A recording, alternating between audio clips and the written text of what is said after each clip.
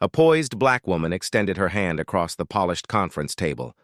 The white executive, Arthur Sterling, glanced at it with undisguised disdain. "I don't shake hands with staff," he said, smirking at his colleagues. The room temperature seemed to drop several degrees. She withdrew her hand with practiced composure. "I'm not staff," she stated quietly.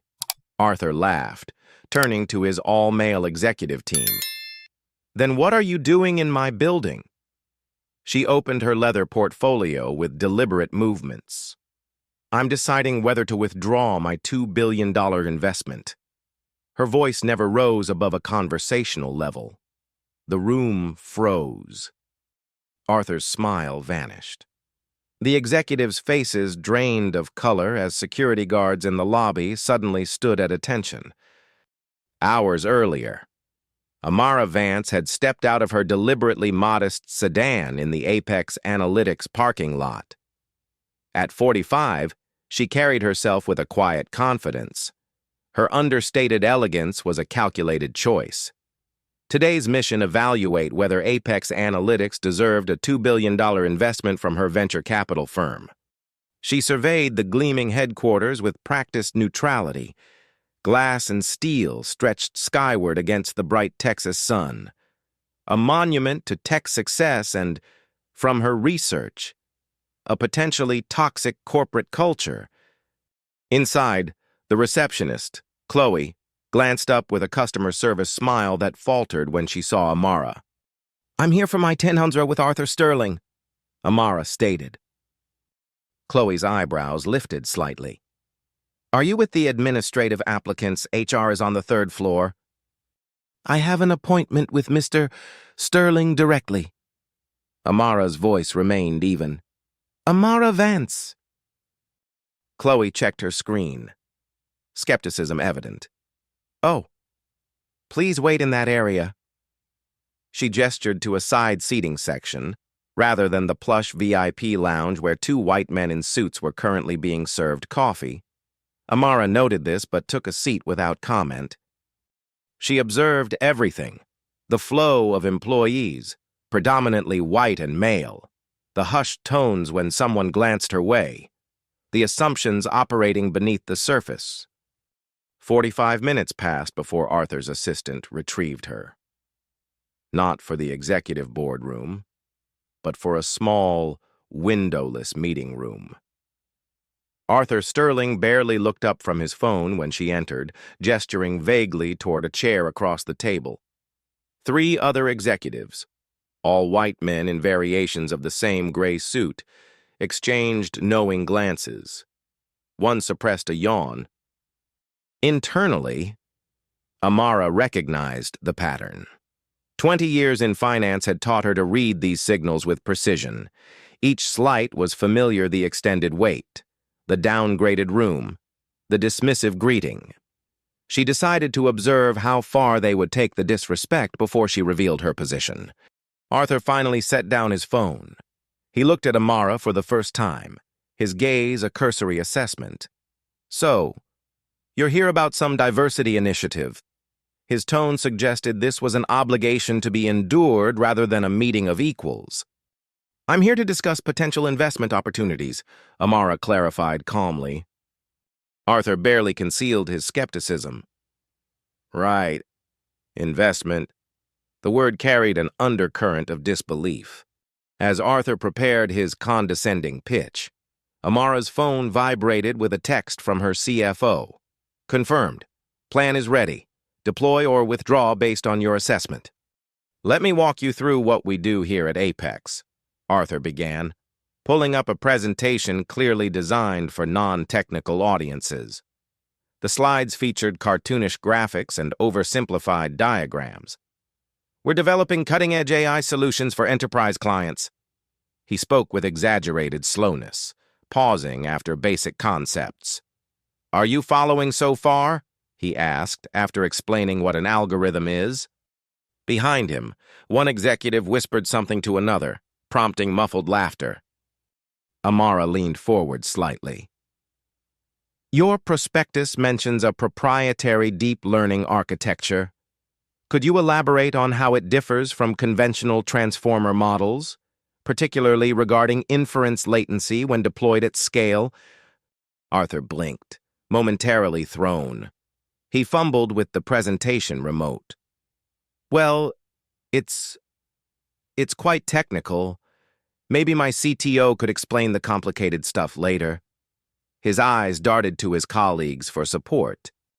I'm also curious about the discrepancy in your Q2 financial statements, Amara continued. Your reported R&D expenditure dropped 22% while you claimed expanded research initiatives. How do those figures reconcile? Arthur's expression hardened. He pressed a button to advance the slides rapidly, skipping past financial details. I think these complex financial matters might be a bit beyond the scope of our discussion today. Perhaps we should focus on more appropriate topics, like how Apex approaches diversity initiatives. His emphasis on appropriate hung in the air. Inside Arthur's mind, alarms were sounding. This woman clearly knew her stuff, far more than anticipated. Rather than adjust his approach, he doubled down on condescension. His fragile authority threatened. Let's take a quick break, Arthur announced abruptly. Devin, ask Heather to bring in some coffee. He turned to Amara with a smile that didn't reach his eyes. How do you take yours lots of cream and sugar? I bet. The racist implication sat heavily in the room. The executives exchanged glances, some uncomfortable, others silently amused. Amara registered every micro-expression, every unspoken exchange. She closed her portfolio with deliberate slowness, the soft leather binding making a gentle sound in the sudden silence. Her eyes met Arthur's directly, unflinching. Before we continue, I'd like to see your diversity and inclusion statistics for executive positions. Arthur's jaw tightened as he realized this woman wouldn't be as easily dismissed as he had planned. The meeting reconvened in a larger conference room. Arthur had summoned reinforcements, including David Chen, Apex's chief diversity officer and, tellingly, the only other person of color in the building above entry level. David will walk us through our diversity initiatives, Arthur announced, his tone suggesting he was being exceptionally accommodating. David stood, clearly rehearsed. Apex Analytics is committed to fostering an inclusive environment. Our hiring of underrepresented minorities has increased 8% year over year. He clicked through slides showing carefully curated photographs of smiling employees from various backgrounds. What's the retention rate for those hires? Amara asked, her voice cutting cleanly through the corporate jargon. David faltered. I don't have those specific figures on hand. And promotion pathways. How many people of color have moved into senior leadership in the past 5 years? We've implemented mentorship programs that we believe will bear fruit in the... We're making progress, Arthur interrupted, a dismissive wave of his hand cutting off further discussion. Rome wasn't built in a day. Just then, the conference room door opened. 5 more executives entered, all white men in their 50s.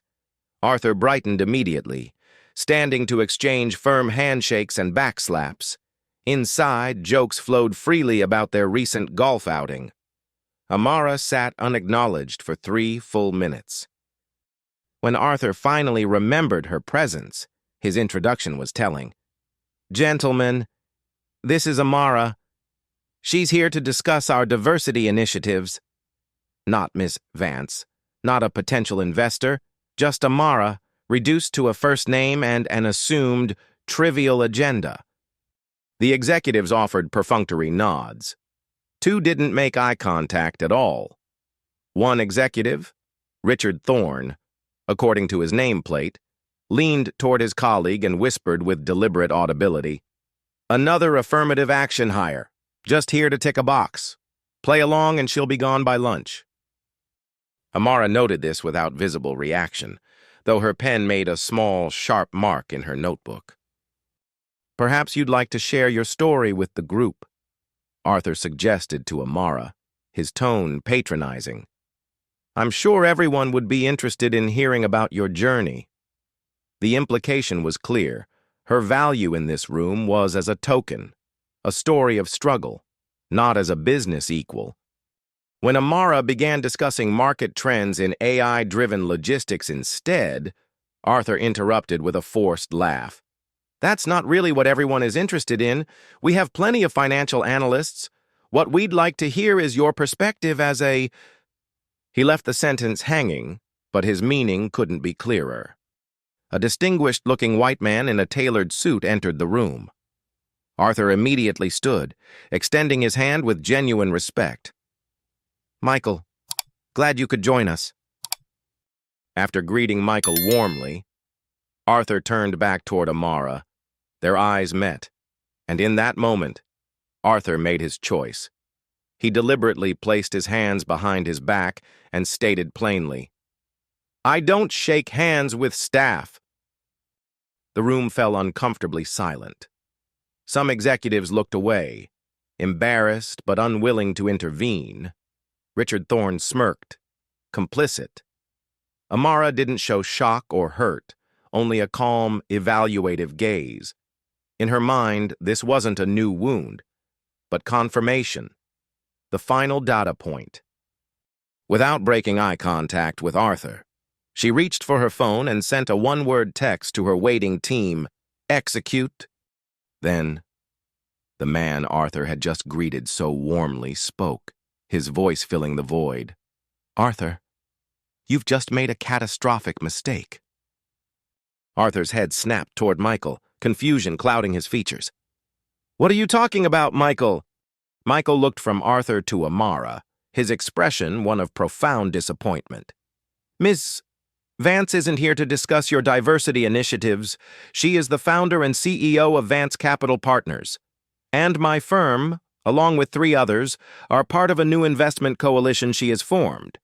Her assessment today determines not just her $2 billion, but our collective $25 billion. The air was sucked out of the room. Arthur's face went from smug to confused to ashen white in the span of 5 seconds. He stared at Amara, truly seeing her for the first time not as a token, but as the architect of his potential ruin. If you'll excuse me, Amara said evenly, rising from her seat. I need to use the restroom. Arthur waved dismissively, his mind still reeling, unable to process the scale of his blunder. As if on autopilot, the men turned their attention back to Michael, but the jovial atmosphere was gone, replaced by a thick, suffocating dread. In the privacy of an empty bathroom stall, Amara allowed herself 3 deep breaths, not from distress, but to center her focus. Her hand was steady as she dialed a number. Marcus, she said when her CFO answered. Initiate Phase 1. Both options are ready. Marcus confirmed. The investment package or the withdrawal strategy. The team is parked 2 blocks away. Begin subtle market signals now, Amara instructed. Make it look organic, just enough to get attention without revealing our hand. And the full documentation package. Prepare it. I've recorded everything. They've given us exactly what we came for. She ended the call and studied her reflection. The woman looking back had navigated rooms like this her entire career, rooms where her competence was questioned, her presence resented, her value diminished. But today was different. Today, she held power they hadn't bothered to recognize. Meanwhile, in the conference room, Arthur was attempting to recover. Another diversity box checked, he said, trying to loosen his tie with a bravado he didn't feel. Corporate relations will be pleased we took the meeting. Now, about the Peterson acquisition. His assistant, Heather, hurried in, tablet in hand, her expression anxious. Sir, there's something you should see. Arthur frowned at the interruption. What is it? Heather. She showed him the screen. Apex's stock had unexpectedly plunged 3.5% in the last 15 minutes. No negative news had broken. No explanation was apparent. Probably just normal fluctuation, Arthur dismissed, though a flicker of raw fear crossed his face. Nothing to worry about. When Amara returned, the mood in the room had irrevocably shifted. Several executives were surreptitiously checking their phones. Computer screens displayed stock tickers dripping red. "Is something wrong?" Amara asked innocently. "Nothing to concern yourself with," Arthur replied curtly. "Just some market movement. Listen, Ms." He paused, realizing he had never properly acknowledged her surname. "I think we've covered everything for today. I'm sure you understand we have real business matters to attend to." "Of course," Amara agreed pleasantly. "I just need one final meeting with you alone, Mr. Sterling, then I'll be on my way." Annoyed but eager to conclude her visit, Arthur agreed, leading her to his office while instructing his team to investigate the stock movement. Once the door closed, Amara's demeanor shifted, still composed, but with an unmistakable edge of steel. "I'd like to review my experience at Apex today," she began, her voice measured.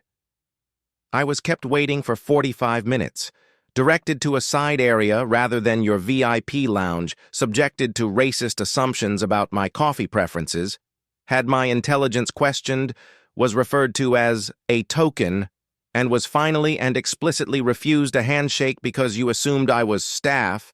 I have recorded our entire interaction, legally, as Texas is a one-party consent state." Arthur's face darkened as his phone buzzed with an incoming call flagged urgent, major shareholders. He glanced between it and Amara, conflict evident on his face. "I need to take this," he said finally, no longer bothering with false courtesy. While Arthur spoke in hushed, urgent tones, Amara observed his office the trophies of success, the photographs with politicians, the conspicuous absence of any women or people of color in leadership photos. "What do you mean down 5%?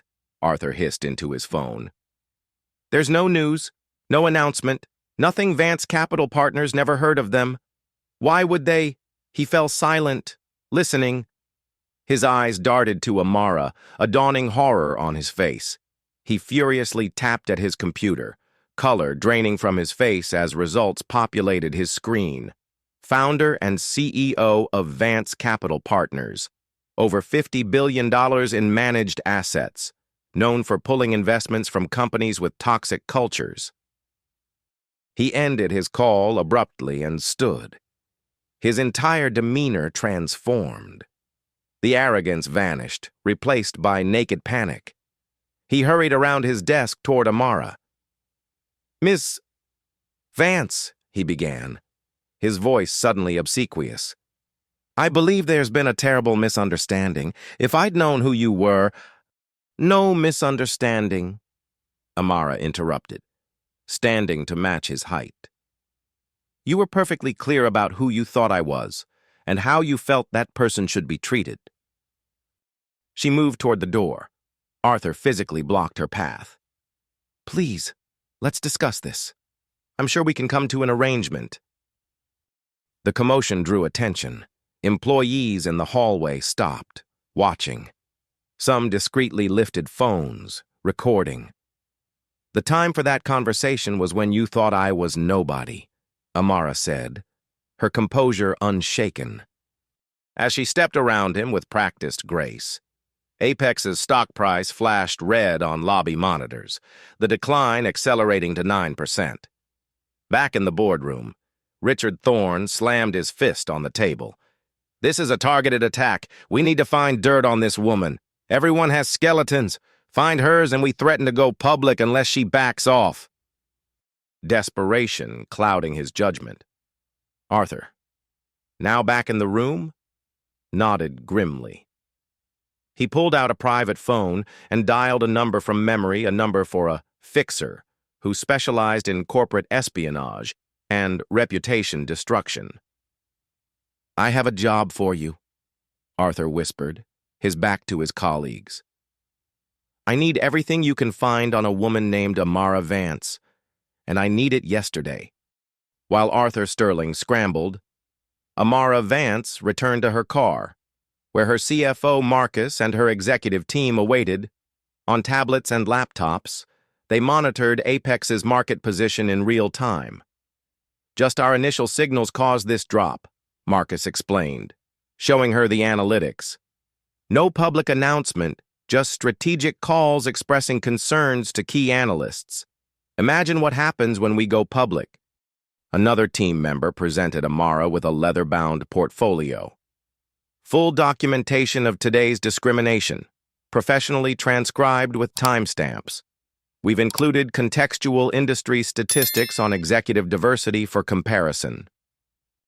Amara reviewed it meticulously. "This isn't just about one company or one man," she said, her voice firm. "This is about changing the patterns." Back in Apex's boardroom, Arthur's phone rang constantly.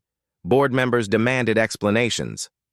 The PR team drafted a weak statement focusing on miscommunications. Arthur attempted to call Amara directly. A smooth, professional voice answered, "Vance Capital Partners. This is Arthur Sterling. I need to speak with Amara immediately." "I'm sorry. Mr. Sterling," the executive assistant replied coolly. "Ms. Vance only takes calls from respectful potential business partners, not staff, as you put it." Before Arthur could respond, breaking news alerts lit up every screen in the boardroom. Vance Capital Partners had released a statement. "We are reconsidering all potential investments in companies without demonstrable, inclusive cultures." Apex wasn't named, but the timing left no doubt. The next morning, Arthur arrived at his office to find the company in full-blown crisis. Through the glass walls of the main conference room, he saw his board of directors already assembled without him.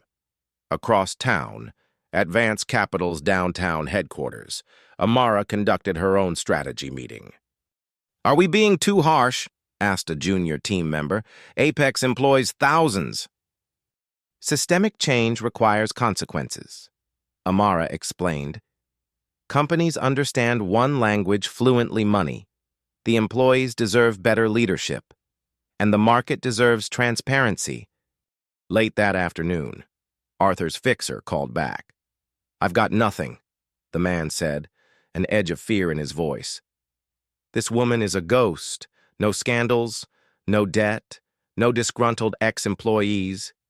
She's clean, but she isn't. Her security is a fortress. My systems were tripped the moment I started digging. This is a level of protection I've only seen with government intelligence. Whoever you're messing with, back off. Now." Just as Arthur hung up, security arrived at his office with a board directive. He was suspended, effective immediately. The final meeting was a reversal of epic proportions. Arthur arrived at Vance Capital's headquarters, a building whose understated elegance spoke of true power. He was made to wait for exactly 45 minutes. When finally escorted to the conference room, he froze. Amara sat at the head of a massive table, flanked by her entire board, the heads of the other coalition investment firms, and a team of lawyers. "This is about accountability," Amara stated, cutting off Arthur's rehearsed apology. She slid a thick binder across the table. "This documents not just yesterday's incidents, but a pattern of systemic bias at Apex, compiled from former employees who were silenced by NDAs but are legally allowed to speak to potential investors conducting due diligence." Arthur's face paled. One of the other investment firm representatives leaned forward. "Apex was our test case, Arthur, and you failed spectacularly. You're targeting me because I'm a white male in a position of power." Arthur attempted, his last desperate play. Amara pressed a button. The room's speakers played his own voice, crisp and clear. I don't shake hands with staff. The audio continued, each comment more damning than the last. When it ended, a suffocating silence filled the room. The fallout was swift and precise. The board removed Arthur Sterling permanently. Patricia Winters, the company's competent but overlooked CFO, was appointed interim CEO. Vance Capital and its coalition partners didn't pull out entirely. Instead, they offered a conditional investment package tied to a comprehensive overhaul of Apex's corporate governance, hiring practices, and culture, with Patricia at the helm. 6 months later, Apex Analytics was a different company. Under Patricia's leadership, it embraced genuine transformation. Transparent pay scales were implemented, blind resume reviews reduced hiring bias, and the leadership team was restructured to reflect true diversity. The stock not only recovered but began to outperform its previous highs. Leonard Harrison, however, found himself in a legal firestorm. The EEOC, armed with documentation from Vance Capital, launched a full-scale investigation. The recording Amara made, combined with testimony from David Chen and other former employees emboldened by the changes, was irrefutable. Harrison was hit with massive financial penalties and was permanently barred from serving as an officer in any public company. His reputation was destroyed. The market had delivered its verdict. 1 year later, at a financial innovation summit, Patricia Winters and Amara Vance shared a stage. "We learned that inclusion isn't a peripheral value," Patricia told the packed ballroom. "It's a core business strategy and our greatest competitive advantage." As the panel concluded, the moderator asked Amara one final question. "What happened to the executive who whispered that you were an affirmative action hire?" Amara smiled faintly. "Richard Thorne. He was among the first to be let go during the restructuring. I believe his last known venture was trying to launch a consulting firm on traditional corporate values. It didn't receive any funding." The audience erupted in applause. True power, Amara knew, wasn't measured by who you could refuse to acknowledge, but by the new standards of excellence and decency you could inspire an entire industry to embrace. Thank you for following this story. Where are you watching from? Let us know in the comments below. If you'd like more inspiring stories about justice and resilience, don't forget to subscribe to our channel. We'll be back tomorrow with another must-see story you won't want to miss.